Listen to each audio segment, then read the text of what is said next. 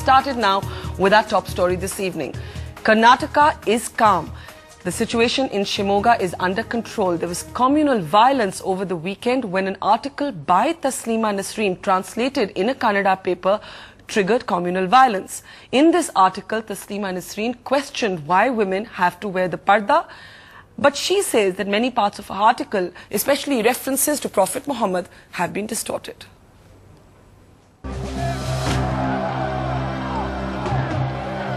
F Husain, the artist in exile, now a Qatari citizen. Taslima Nasreen, the Bangladeshi author in exile, back in the news for her radical feminist views. Both driven out of their homes and at the receiving end of religious intolerance. At a time when India is debating whether the legendary painter was let down by his own people, violent protests are being played out in the streets of Shimoga and Hassan in Karnataka over Taslima's views on the burqa. On Monday, when the country played with colours, parts of Karnataka battled in rage.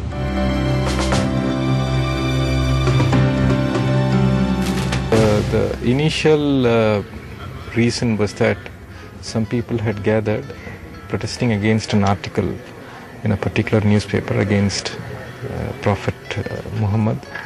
Subsequently, the crowd also turned violent. 2 people died in a protest after a local daily, the Kannada Prabha, published an article that quoted Taslima as saying that even Prophet Muhammad didn't believe in women wearing the burqa and that it stifled a woman's freedom. The author, though, denied she ever wrote for the paper, saying it was atrocious and the story was distorted to malign her. The author said her writings never said that the Prophet was against the burqa. The BJP, which may have very different views of Husain's controversial paintings of Hindu deities, immediately intervened. Within hours, Chief Minister Yediyurappa was seen in a photo op with the Muslim clergy and even ordered an FIR against the paper for hurting the sentiments of a community.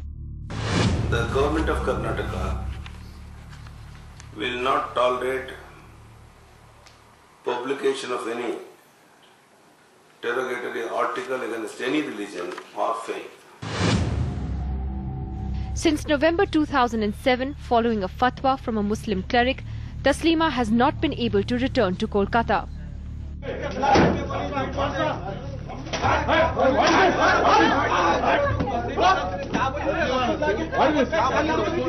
After the protests, the centre hustled her to a safe house in Delhi and tried to persuade her to shift base.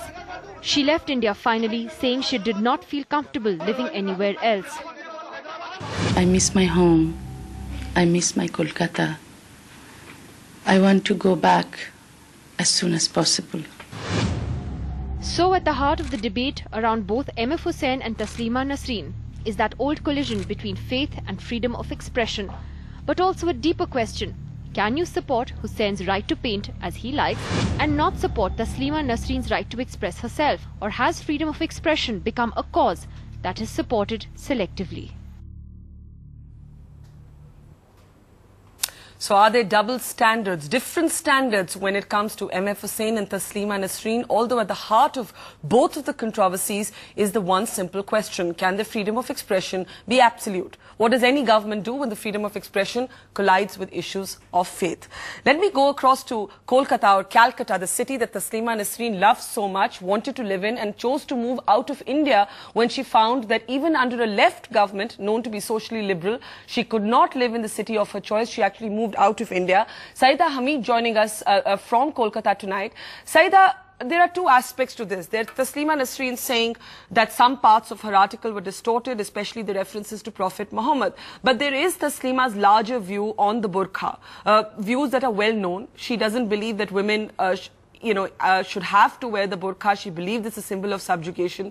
Should she not have the right to make these comments, to have her opinion without it leading to an outcry from fundamentalists?